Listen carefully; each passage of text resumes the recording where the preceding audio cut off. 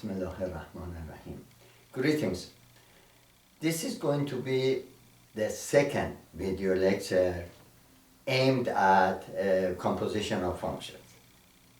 Now, I also intend to upload one or two more video lectures about the proof of chain rule, which is a topic in freshman calculus.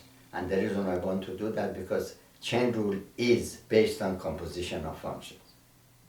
Now, before I start the main body of this lecture, which is about composition of functions, let me say a few words about the kind of aside about the addition of two functions, which of course subtraction, multiplication, and division follows exactly the same way. So let's get started, shall we? Let f and g be two functions of x.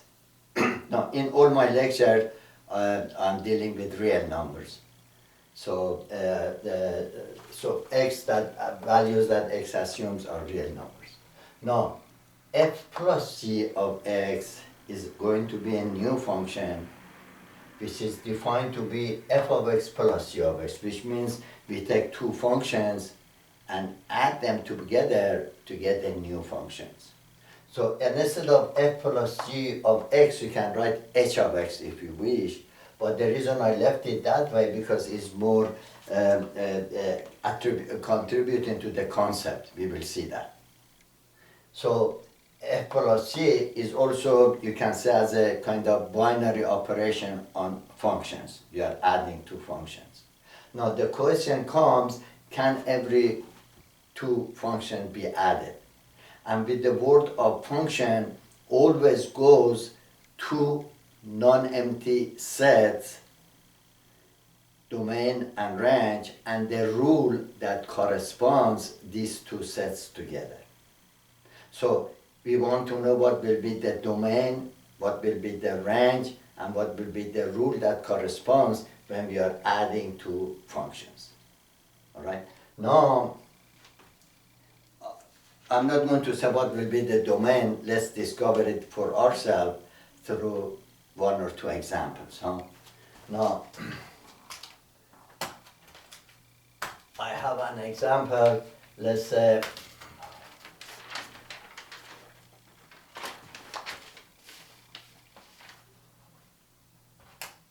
sorry for the primitive equipment I have, but somehow I'm conveying the message. Now, let f of x to be a square root of negative x, and g of x to be a square root of x. We would like to know what will be f plus g of negative 9. Now, according to our definition, f plus g of x is f of x plus g of x, so it should be f of negative 9 plus g of negative 9.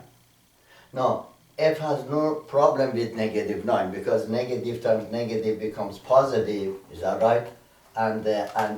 So we have no problem with inside the radical dealing with a positive number. So f of negative 9 will be what? Will be 3. As a matter of fact, because we are dealing with function, so f of f of negative 9 is what? Not f of negative 9, but negative 9 is positive 9. So we have a square root of positive 9, and a square root of positive 9 is not plus or minus 3. Because if you write 3 plus or minus 3, then we are violating the uniqueness of the function. So that, as a matter of fact, is a good example to set the importance of a principal square root. So we are taking the principal square root of 9, which is 3, so f of negative 9 will be 3. Now, g of negative 9, g cannot function with the negative numbers. You can see that g cannot function with negative numbers. So g of negative 9 will be empty set.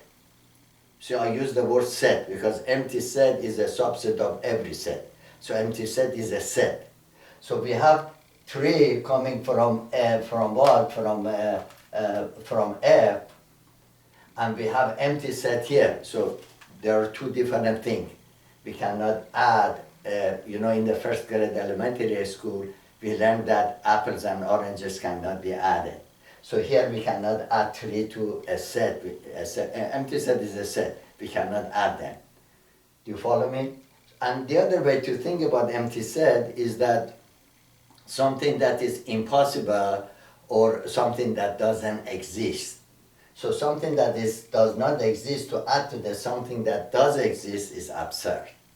So that gives us the notion, and also the motivation that whatever we give to the x is assuming for f, and x assuming must be in both of them. So the value must satisfy both f and g in order the addition to take place. And that exactly what intersection means. That means what? That means we are going to deal with the intersection of the two domains, the domain of f and domain of g, and see and work with that intersection as a domain of f plus g of x. You follow me so far? Okay. Now let's see what I have for next. Now, one important thing, especially for the beginner students, is that when I said that the equality, I put the mark here, indicates equality, means both sides left and right are equal. So the domain of f plus g of x should be same as the domain of bracket f of x plus g of x bracket close. Is that right? No, for the beginner of students, because it comes from the point of memorization and parrot-like learning, and also think and reflect is sometimes is absent, they make this kind of mistake. So they distribute domain of f of x plus domain of g of x. But domain is what? Domain is a name. So f of x and g of x are numbers. Yes, correct. But domain is a name. You can say, if for example is a jack. So you can say jack times 3 plus jack times 5 is nonsense. Is that right? It's absurd. So that's one way to look at that. Second one to look at it is that domain is a set. Is that right? And set does not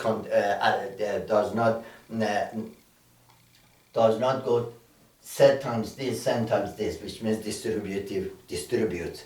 Because we learned in the basic algebra or developmental mathematics that A times parenthesis B plus C parenthesis closed is equal to A times B plus A times C. But we do forget that the provided A, B, and C are numbers. So that distributive law of multiplication over addition is only about numbers. And domain is not what? Is not a number, is a set in one hand, and domain is a name on the other hand. So that is important to realize, especially for the beginner students. So let's see what will be the next. So I have another example, and that is f of x, again the same thing, is defined to be a square root of negative x, and g of x is a square root of x. And we want to know what will be the domain of these two functions. Now, f of x, as you notice the negative here, that means the values that x assume must be negative. Because negative times negative is positive, therefore f can function, can operate. And the values that x can assume here for g must be positive. And the intersection of a negative real numbers and positive real numbers is empty. We all agree, huh? Positive and negative, they have nothing in common. Therefore, f plus g of x, the way it is defined, cannot be formed. we cannot add these two functions. Now, in a live class, I always, the students are already aware of that, that is my policy. I always leave some hole in my lectures. In other words, I make a mistake purposely to see if the students are really alert. And once they notice it and they raise their hand and bring to my attention, I give them a bonus point. And those bonus point helps them for a better grade in the final. So they are always anxious and kind of alert, again I'm repeating myself, to find a hole in my lectures to get that bonus point. Okay, here what I said, that the domain of that is all negative numbers, is not true. Why is not true? Because the domain of f of x is all negative number, that's correct, including 0. Because f has no problem with working with 0. A square root of 0 is 0. Do you follow me? And same is true with, so in other words, the domain of f is all negative number, including 0, which means all non-positive real numbers. All right, are you with me? And then the very same is true with G. The domain of G is all positive numbers, including 0, which means all non-negative real numbers. So the intersection of the domain of F and domain of G is not empty. It does have intersection, and this singleton is only one element, which is 0. Therefore, the addition of these two functions can take place. Are you with me so far? Okay.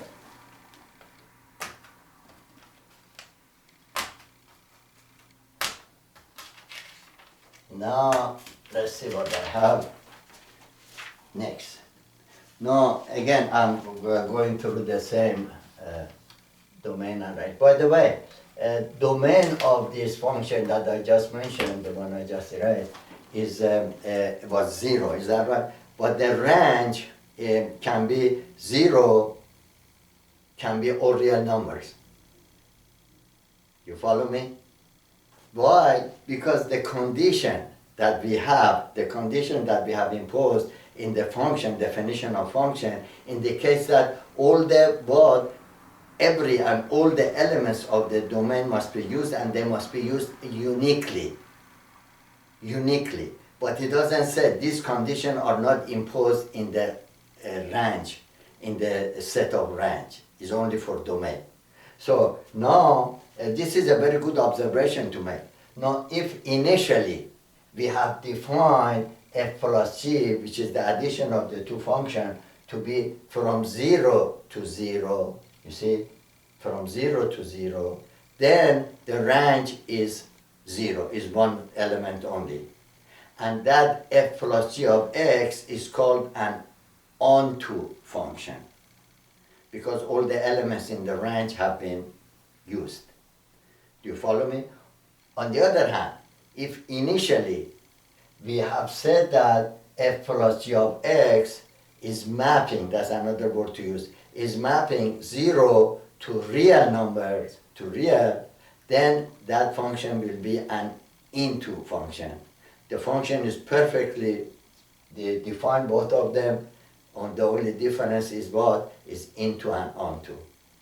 Of course, that can be, we can talk about non-positive real, non-negative real, but there is no need. Just remember that the range, the condition that is imposed on the domain is not imposed on the range. So not all the elements of the range, in other words, have to be used. Many of them can be left over. Do you follow me so far? Okay, now let's see. So let's now complete our definition of the addition of function. But how did we define addition of function? We defined to be f of x plus g of x. Is that right?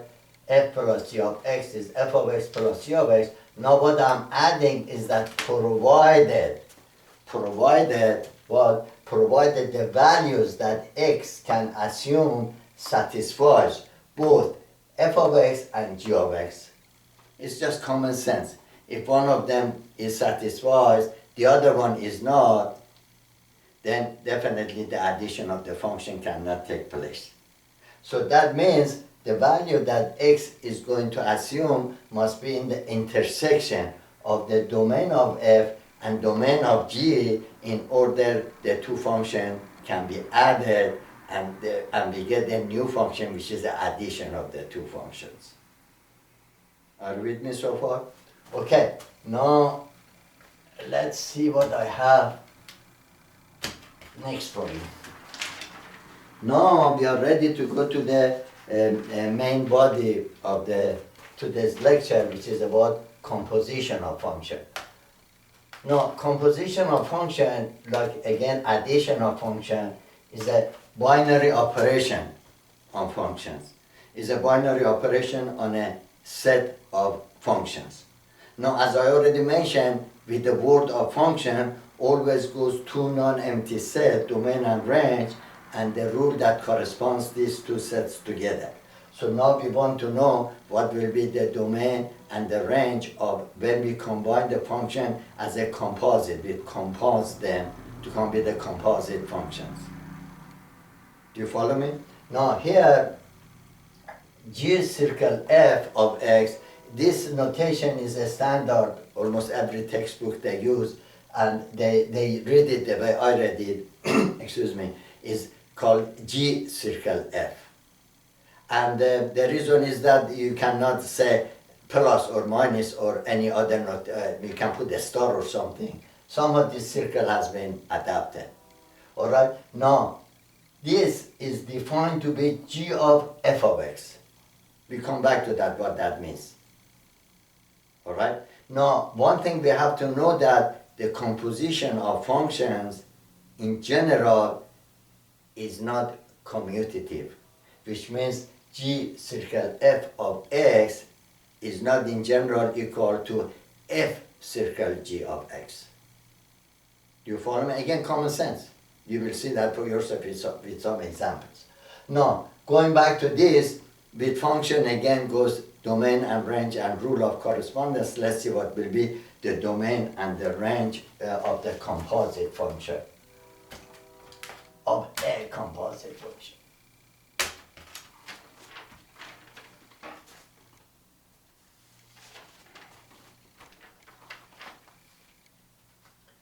Now, in the previous lecture, I did mention that the notation f of x is a suggestive notation, contributes to the concept.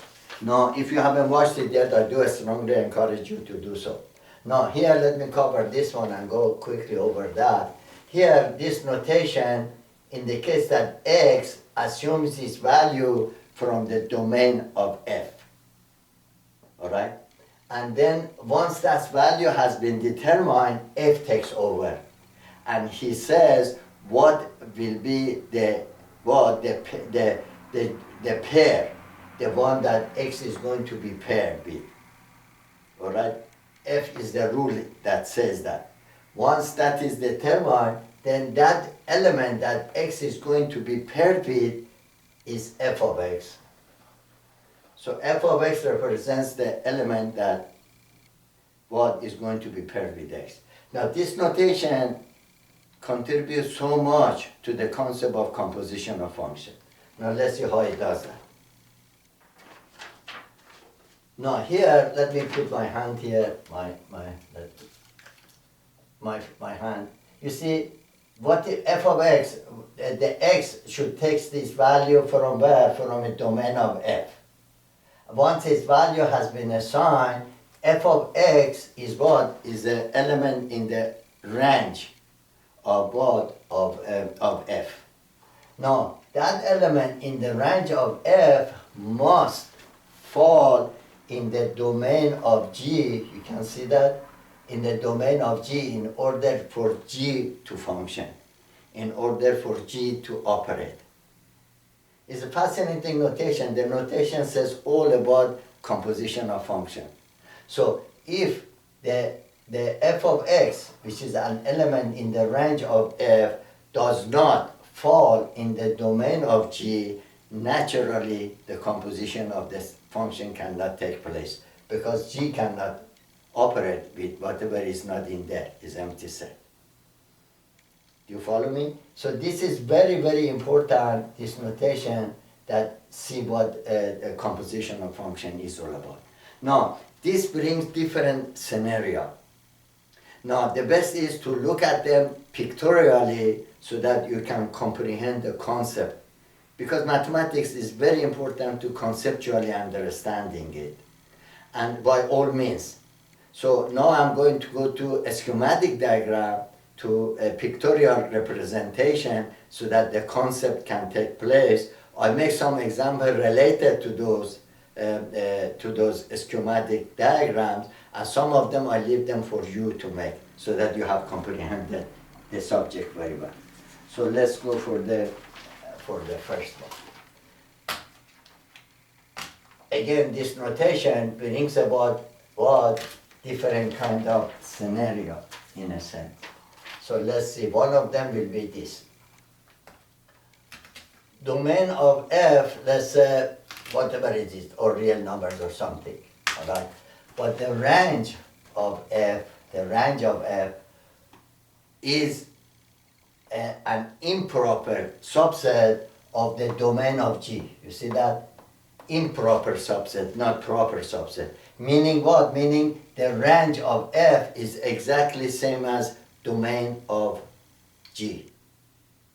So then what does happen? Then the range of the range of F falls all the way to the domain of G, and definitely G has no problem to deal with his elements, is his domain. So definitely the composition of function can take place, and we can go directly from the domain of G to the range of, domain of F to the range of G to determine the composition of F and G, or G and F, G circle F.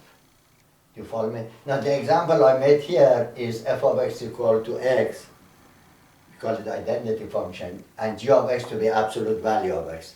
What is the range of f? Is all real numbers. Is that right? What is the domain of g? Is again all real numbers. Because inside absolute value can be positive, negative, or zero.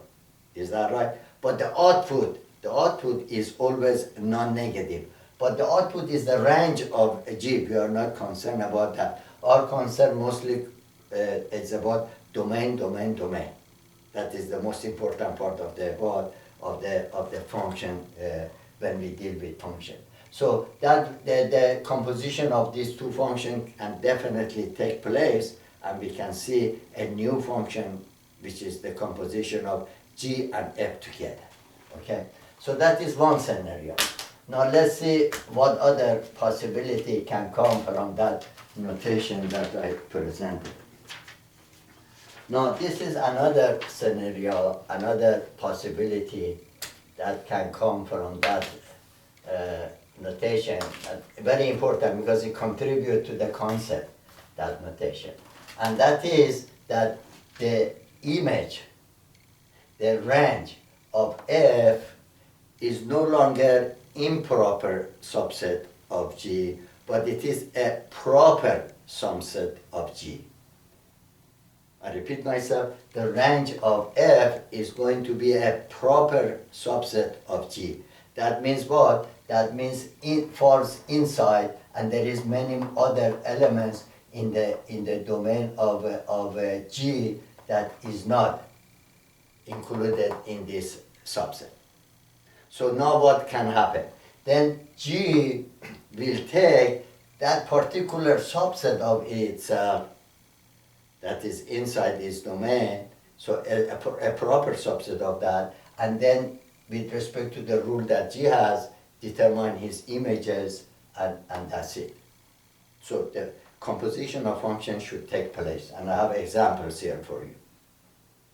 Algebraic example. Now, a good curious question to ask, that if the student asks, again I give them a bonus point, is that he says, my dear respected teacher, not so fast, not so fast. You said previously in the definition of function that the function must eat every element in its domain. That means what? That means every and all the elements in the domain must be used. Now you are telling me that G is going to take a subset of itself. So whatever the leftover elements that they are not being used. Do you follow me? So the answer to this good question is that we already defined f and g to be functions. That means those that are left over, they are not going to violate the uniqueness part of the definition of the function. They are just left over and they are minding their own business, they are not bothering anything. And G is going to take that subset of itself and find the image of them with respect. Nothing wrong. As you see the examples I have, the composition can take place. But it's a good observation. All right?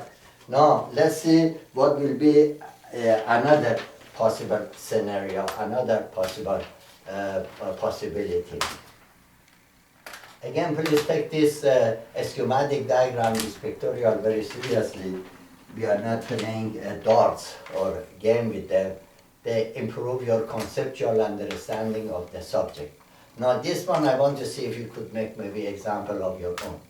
Now, in this time, the domain, a proper subset of domain of f, is going to be used. So not the entire domain of f is going to be used for the composition of the two functions. So a subset, a proper subset of that is going to be used. Now this proper subset of f under f will have an image, and the image set of that is also going to be a proper subset of G. So does composition of these two functions take place?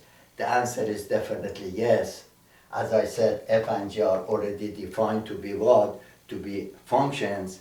Because they are defined to be functions to begin with initially, that means what? That means whatever left over are not going to violate the uniqueness of the definition of the function.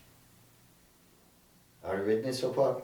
Okay, now let's look for another example.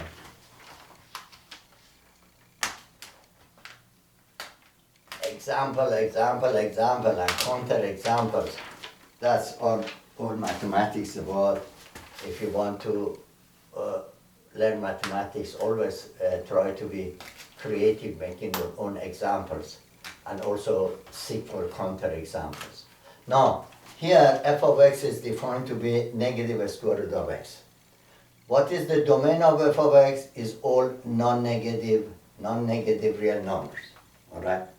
And what about g? G is also the domain of that is all non-negative numbers. Non-negative numbers, is that right?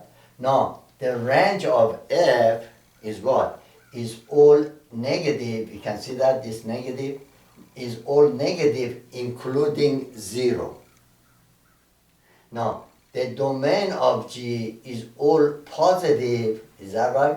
All positive including 0.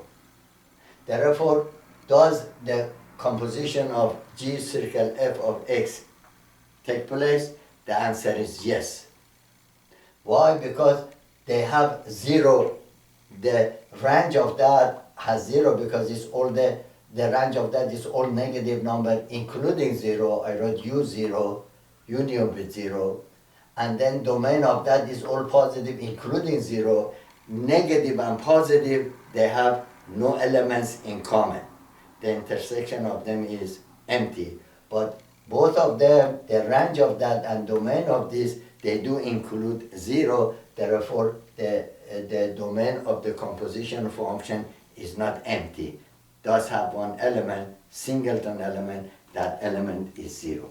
So I have also the schematic diagram of that for you so that you can see it for yourself.